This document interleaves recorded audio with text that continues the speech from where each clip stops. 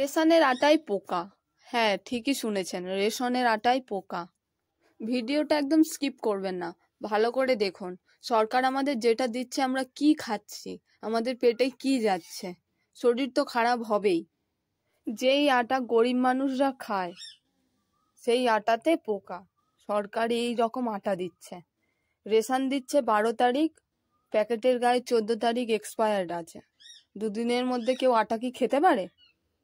তো 13 তারিখ আটার প্যাকেট খুলে দেখা যাচ্ছে যে এরকম আটার ভিতরে এরকম লম্বা লম্বা এরকম ডেলা জমে গেছে। ডেলাগুলোকে ফাটানোর পরে দেখা যাচ্ছে বড় বড় পোকা। ডেট আছে, কিন্তু এখনো একদিন ডেট আছে, তাতেও এরকম হয়ে গেছে। ভিডিওটা যতটা পারবেন শেয়ার করুন। যারা রেশনের আটা খায় তারা যেন ইমিডিয়েটলি বন্ধ করে।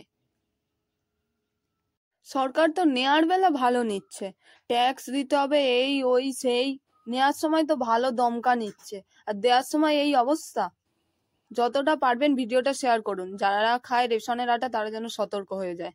শুধু একটা প্যাকেটে এইরকম নয়, এইরকম দেখার পরে সব প্যাকেট কেটে কেটে দেখা হচ্ছে। সরকার বড্ড নাম করে না, গরিব মানুষদের আমি দিই, গরিব মানুষদের খাওয়াই। দেখুন কি জিনিস দিয়ে নাম করে, কি জিনিস দিয়ে নাম করে একবার দেখুন। ভিডিওটা যতটা পারবেন শেয়ার করুন। আমি প্যাকেটের ওপরেরটাও দেখাচ্ছি, দেখুন এইখানে এক্সপায়ারি ডেটের কাছে তো রেশনের আটা, এখানে এক্সপায়ারি ডেটের কাছে লেখা আছে স্পষ্ট যে ডেট অফ বার্থ, প্যাকেজিং এর ডেট দেওয়া আছে 10/3, মানে 10 তারিখ মার্চের 2025 প্যাকেজিং হয়েছে।